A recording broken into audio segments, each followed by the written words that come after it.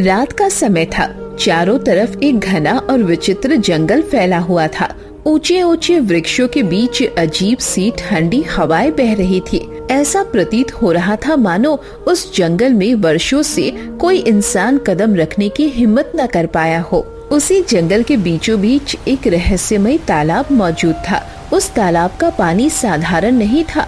उसके भीतर से रंग बिरंगी किरणें आसमान की ओर उठ रही थी, मानो तालाब के अंदर कोई अद्भुत शक्ति कैद हो। अचानक तालाब के किनारे चमकती रोशनी फैलने लगी। अगले ही पल एक सफेद मोर वहां प्रकट हुआ। उसके पंख चांदी की तरह चमक रहे थे, लेकिन उसकी आंखों में गहरा दर्द दिखाई दे रहा था।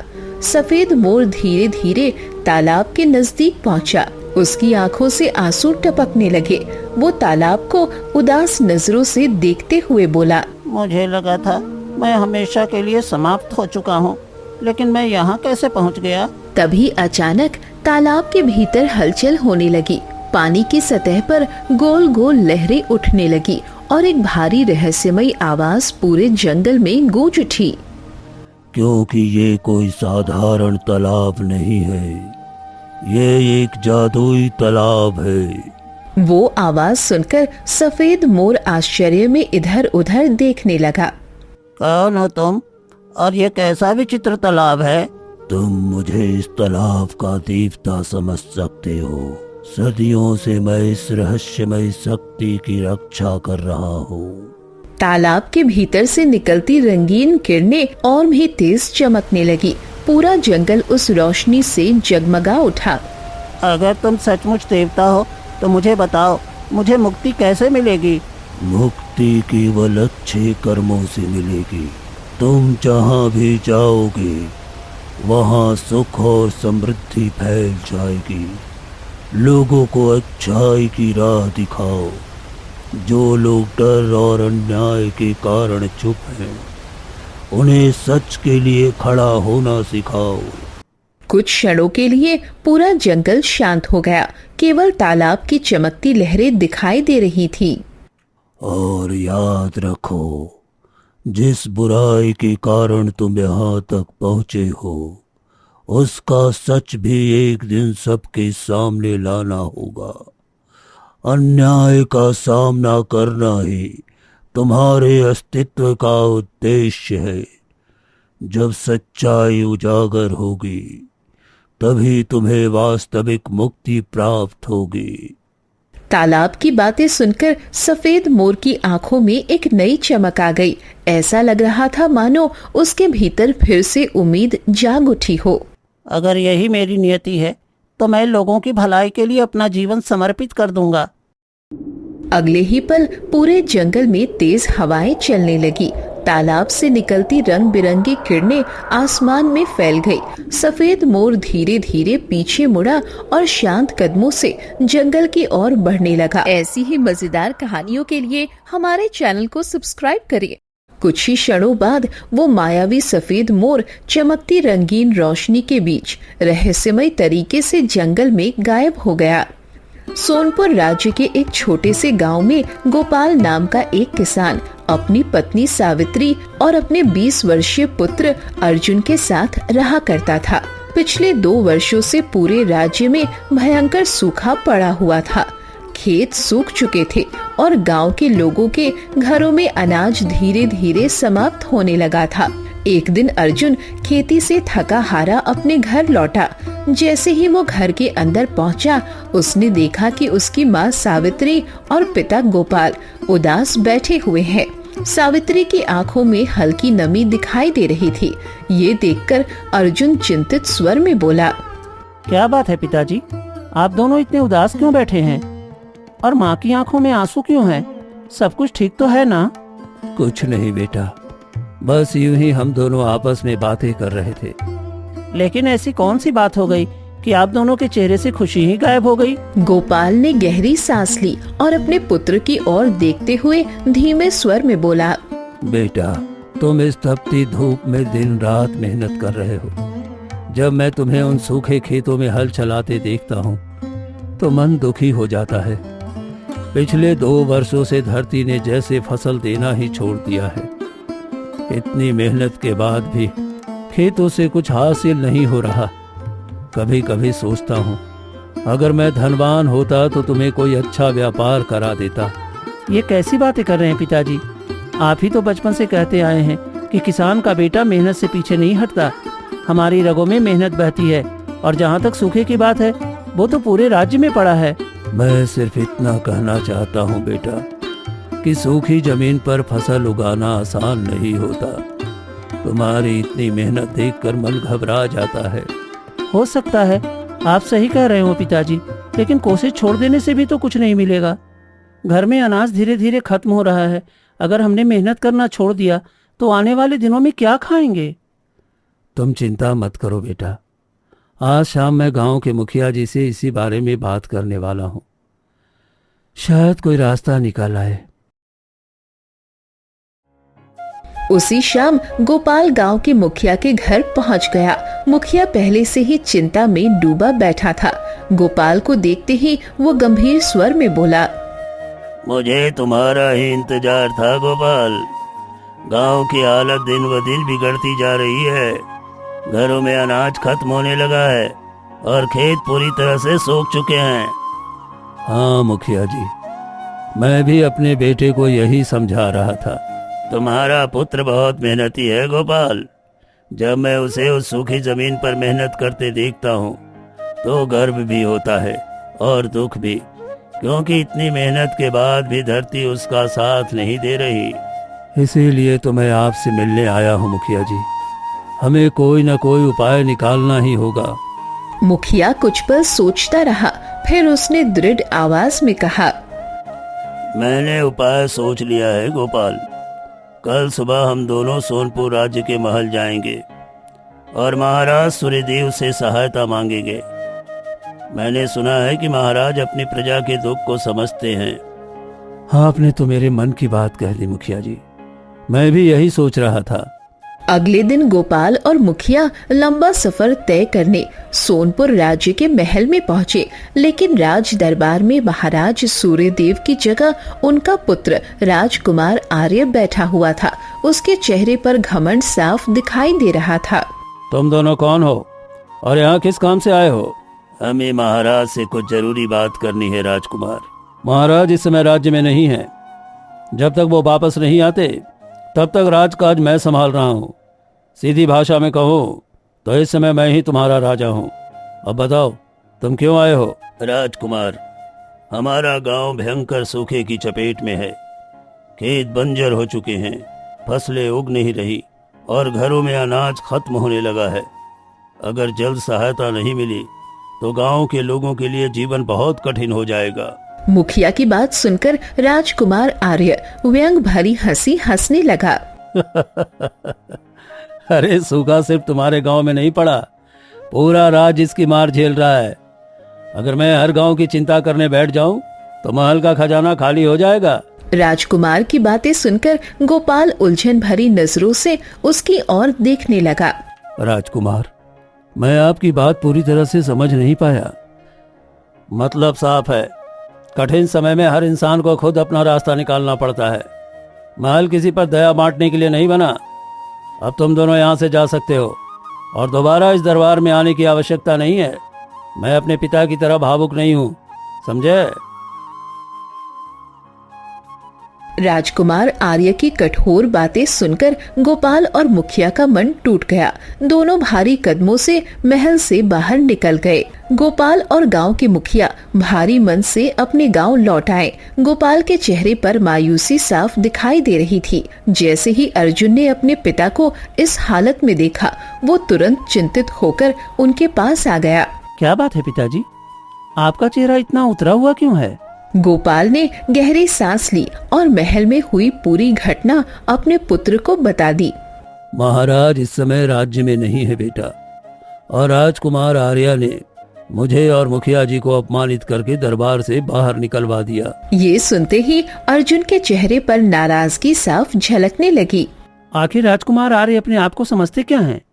उन्हें अपनी प्रजा के साथ ऐसा व्यवहार करने का कोई अधिकार नहीं है। तभी अर्जुन की माँ सावित्री अपने पुत्र को शांत करने की कोशिश करते हुए बोली, तुम जो कह रहे हो वो गलत नहीं है अर्जुन, लेकिन हम कर भी क्या सकते हैं? ये कैसी बातें कर रही हो माँ? अगर कोई शासक अपनी प्रजा के साथ अन्याय करे तो लोगों को उसके खिलाफ आवाज उठाने का पूरा अधिकार है। लेकिन बेटा, इस समय महाराज राज्य में नहीं है। तुम्हारे पिता और मुखिया जी के साथ जो हुआ वो राजकुमार आर्य ने किया। महाराज सूर्यदेव तो हमेशा से दयालु रहे हैं। लेकिन माँ, आप शायद ये भूल रही हैं कि महाराज के बाद यही राजकुमार आर्य राज्य संभालेंगे। अगर अभी से उनकी सोच प्रजा के प्रति ऐसी है तो आगे चलकर पूरा राज्य संकट में पड़ सकता है।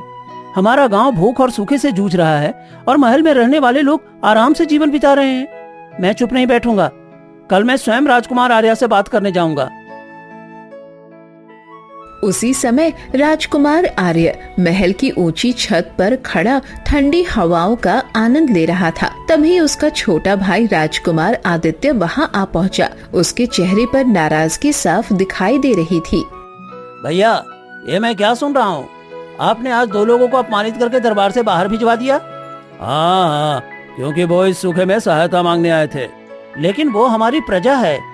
बुरे समय में प्रजा अपने राजा से उम्मीद करती है भैया। एक शासक का धर्म होता है कि वो अपने लोगों की सहायता करे। ये सुनकर राजकुमार आर्य के चेहरे पर घमंड भरी मुस्कान आ गई। आदित्य, तुम मेरे छोटे भाई हो, इसलिए तुम्हें समझा रहा हूँ। पिताजी के बाद यही राज्य मैं संभालूंगा और हर राजा का शासन करने का अपना तरीका होता है। बेहतर होगा कि तुम मेरे कामों में दखल देना बंद कर दो। कुछ पल के लिए माहौल में सन्नाटा छा गया। फिर आर्य अकड़ भरे कदमों से वहां से चला गया। दूसरी ओर राजकुमार आदित्य चिंता में डूबा अपने कक्ष की ओर लौट गया। अगले दिन राजकुमार आर्य राज दरबार में अपनी पत्नी सौम्या के साथ बैठा हंसी मजाक कर रहा था। तभी दरबार के द्वार पर अर्जुन आ पहुंचा। उसकी आंखों में आत्मविश्वास साफ दिखाई दे रहा था। अब तुम कौन हो और यहाँ किस लिए आए हो? मेरा नाम अर्जुन है राजकुमार। कल मेरे पिता और गांव के मुखिया आपसे सहायता मांगने आए थे। उन्होंने आपके गांव की कठिन स्थिति के बारे में भी बताया था, लेकिन आपने उनकी मदद नहीं की और उन्हें अपमानित करके महल से बाहर भिजवा दिया। अर्जुन की बात सुनकर राजकुमार आर्य के चेहरे पर कठोरता आ गई। लड़के, राज दरबार में खड़े होकर ऊंची आवाज में बात करने से पहले अपनी हैसियत याद रखनी चाहिए। राज्य चलाना आसान नहीं होता। हर किसी की सहायता करना संभव नहीं है। ये सुनकर अर्जुन का स्वर और दृढ़ हो गया। राजकुमार, मैं सिर्फ इतना जानना चाहता हूँ कि एक शासक का सम्मान उसकी प्रजा के कारण होता है। अगर प्रजा दुखी हो जाए तो सबसे मजबूत सिंहासन भी कमजोर पड़ जाता है। आपका ये व्यवहार राज्य और आपके भविष्य दोनों के लिए अच्छा नहीं है। दरबार में कुछ पल के लिए सन्नाटा छा गया। अर्जुन इतना कहकर वहां से चला गया। अर्जुन के जाते ही राजकुमार आर्य गुस्से से भर उठा। एक साधारण किसान का बेटा मेरे दरबार में आकर मुझे सीख देकर चला गया। तभी उसकी पत्नी सौम्या धीरे स्वर में बोली, आप आने वाले समय के राजा हैं। अगर अभी से लोग आपकी बातों का विरोध करने लगे तो आगे चलकर वे आपका सम्मान करना भी छोड़ देंगे। तो मुझे क्या करना चाहिए? मुझे लगता है कि अर्जुन को रोका जाना चाहिए। अगर वो लोगों को भड़काने लगा तो राज्य में असंतोष फैल सकता है। राजकुमार आर्य गुस्से में अपनी जगह से उठ खड़ा हुआ। तभी पास बैठा मंत्री जगन्नाथ ने शांत स्वर में कहा, राजकुमार, मुझे लगता है आपको जल्दीबाजी नहीं करनी चाहिए। बेहतर होगा कि महाराज के लौट आने तक आप कोई बड़ा निर्णय ना लें। मंत्री जगन्नाथ, अपनी सीमाएं मत भूलो। इस समय राज दरबार में मेरा आदेश ही सबसे बड़ा आदेश है। राजकुमार आर्य गुस्से में दरबार से बाहर निकल गया। उसके मन में अर्जुन की बातें बार बार गूंज रही थी। वो तुरंत अपने घोड़े पर सवार हुआ और क्रोध में इधर उधर भटकते हुए अर्जुन को तलाशने लगा। कुछ देर बाद उसकी नजर जंगल के एक शांत तालाब के पास खड़े अर्जुन पर पड़ी, जो झुककर पानी पी रहा था। अपने आप को बहुत बड़ा ज्ञानी समझता है यह लड़का। आज इसे सबक सिखाना ही पड़ेगा। क्रोध में अंधे हुए राजकुमार आर्य ने अपने धनुष पर तीर चढ़ाया और दूर खड़े अर्जुन की दिशा में छोड़ दिया। तीर अर्जुन के पास आकर लगा। अचानक हुए इस हमले से अर्जुन संतुलन खो बैठा और तालाब के भीतर जा गिरा। कुछ पल तक तालाब का पानी लहराता रहा, फिर सब कुछ शांत हो गया। राजकुमार आर्य घमंड भरी मुस्कान के साथ वहां से लौट गया। लेकिन ये पूरा दृश्य दूर खड़ा गांव का एक व्यक्ति देख चुका था। वो घबराया हुआ तेजी से गांव की ओर भागा और गोपाल के घर पहुंचते ही हांफते हुए बोला, गोपाल, गोपाल जल्दी चलो, जंगल के तालाब के पास अर्जुन के साथ बहुत बुरा हो गया। क्या हुआ मेरे बेटे को? मैंने अपनी आंखों से देखा, राजकुमार आर्या ने अर्जुन पर तीर चलाया, उसके बाद अर्जुन तालाब में गिर गया। ये सुनते ही गोपाल और सावित्री के पैरों तले जमीन खिसक गई। दोनों की आंखों से आंसू बहने लगे। समय धीरे धीरे बीतता गया। एक दिन गोपाल अपनी सूखी और बंजर जमीन पर अकेला बैठा अपने पुत्र को याद कर रहा था। चारों तरफ सूखी मिट्टी और वीरानी फैली हुई थी। तभी अचानक सूखी झाड़ियों के पीछे से एक चमकदार सफेद मोर धीरे धीरे उसके सामने आकर खड़ा हो गया। उस मोर के पंख हल्के सुनहरे रोशनी में चमक रहे थे। गोपाल उसे आश्चर्य से देखने लगा। तभी वो मोर इंसानी आवाज में बोला, तुम इतने दुखी क्यों बैठे हो किसान? एक पक्षी की जुबान से इंसानी आवाज सुनकर गोपाल घबरा गया। तुम कौन हो? एक मोर इंसानों की तरह कैसे बात कर सकता है? मैं कोई साधारण पक्षी नहीं हूँ।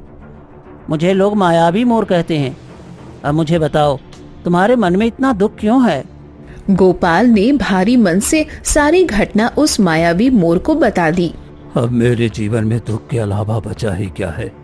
निराश मत हो किसान, जो होना था वो हो चुका, लेकिन अभी भी तुम्हारे भीतर भलाई बाकी है।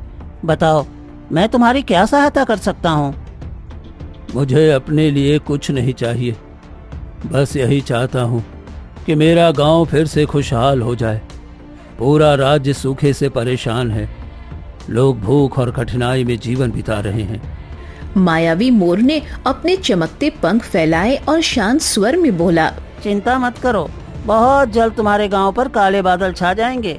वर्षा होगी, धरती फिर से हरी भरी हो जाएगी और तुम्हारे खेतों में इतना अनाज उगेगा कि लोग फिर कभी भूखे नहीं रहेंगे। इतना कहकर वो मायावी मोर चमकती रोशनी के साथ अचानक वहाँ से गायब हो गया। गोपाल चुपचाप अपने घर लौट आया।